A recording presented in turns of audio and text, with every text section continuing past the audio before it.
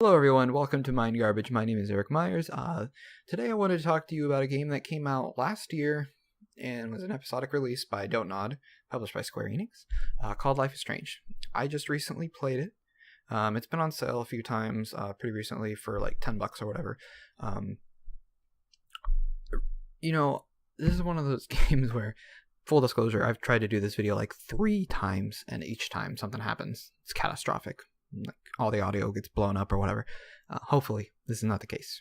Obviously you're watching this all panned out. It's been great. My critique of the game is that this is probably one of the most emotionally resonant game I've ever played, or at least within the longest time. It's an episodic adventure game. It's similar to Telltale, and the thing about this game is that they Don't Nod completely out Telltale. Now, you play this girl named Max Caulfield, who mysteriously gets these superhero powers when a stressful event is triggered. And also, spoilers. I'm going to be spoiling the game, at least a little bit. I'm not sure, so watch at your own risk. And you get the ability to rewind time in these small doses. First, the thing that I love about the game is just the characters. The story it's good. It's a decent enough mystery story, but the characters are what make this game so amazing to me. Max Caulfield, who is voiced by I can't remember her name, Hannah Tell. What's so spectacular about this game is this character, because I relate to her a lot when I related to her a lot when I was playing the game, mainly because, like her, I was not the most popular kid in school or whatever, going back when I was in high school.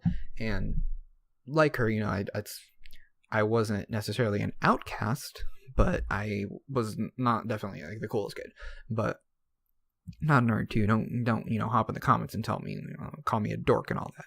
I mean, I am a dork, but that's neither here nor there. But the thing that I enjoy about this game is there's a scene right in the very beginning that really stuck out to me when I knew this is going to be a great game. Was shows her exit the classroom, and then you look down the hallway and you can see a ton of kids and everything, and they're talking. And then she puts on her headphones and she starts listening to music. And as you're walking by, you can look at people and she'll tell you stuff about them, kind of have an inner dialogue with herself. And to me, that scene really just, it was powerful to me, because I was, they're going about their daily business. They don't care at all about you being around. And yet I saw that and I was like, that felt like me, walking down the hallways, just listening to music, drowning everyone out, and just, doing whatever, going to the bathroom, having a good poop or whatever. And that was something that's kind of with Max, I sort of lived vicariously through Max, and I thought that was interesting. The other characters in this game that I thought was so amazing was Ashley Burches, who voices the game, Chloe. Sorry, long day. And what's so interesting about that character is you meet her, and she's brash. She's very what's the word I'm looking for? Very just kind of this punk sort of kid or whatever. And then as you go along, you start to get to know her and you start to care about her. And that was the interesting thing to me, is that, at the end of the game, you have this option to where it's do you save Arcadia Bay or do you save her? And for me personally, I chose that I was not going to let anything happen to her, because there's so much stuff that happens throughout the game where, and that was kind of the beauty of it, is that it puts you in these situations where you are forced to choose between, obviously it's like a choose your own adventure type adventure game. But what was so impressive to me about the way it was done is that every decision was neither the right choice or the wrong choice. It was very gray. Case in point, I think it's in episode 3 where you go and break into the principal's office with Chloe, and she's in trouble with this drug dealer, and you find this giant fund of money, and it's $5,000. Not giant, but and it's for this handicap fund. And she's like, oh, I should steal it, I can pay off my debt or whatever. And you are telling her, like, no, you can decide, do you let her steal it or not?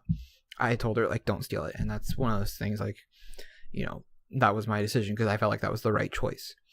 And eventually something happens where there's this big, alternate reality timeline that happens.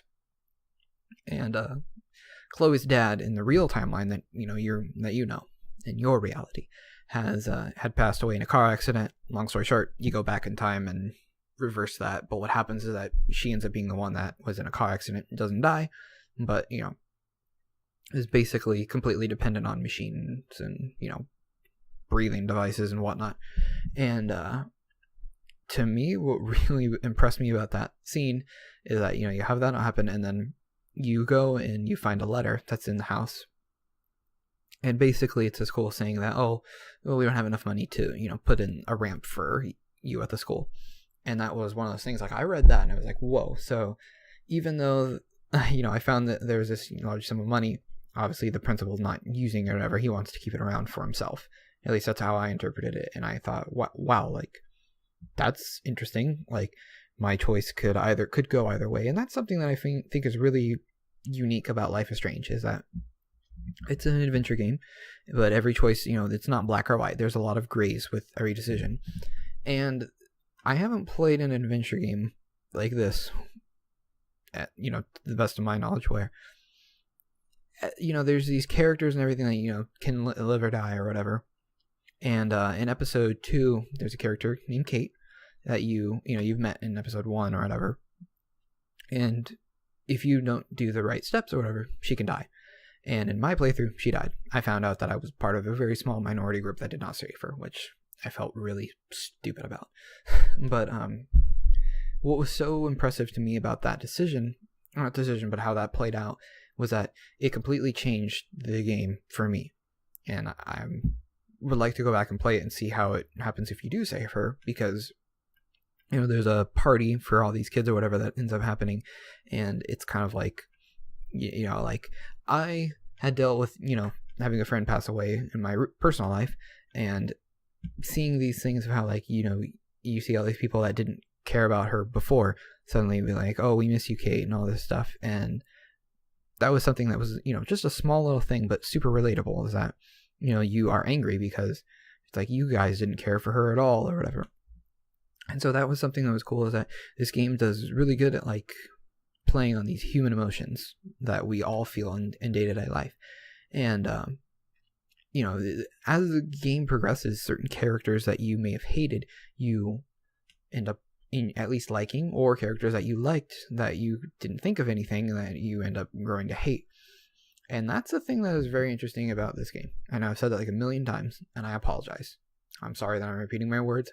I'm tired, and I want to get this video done, and I'm enjoying this all. But it's been a big day of recording. Not really. I've done like 2 videos that are 10 minutes long. Sorry. But that's the thing that really impresses me with this game, is that sorry, huge horn behind me honked.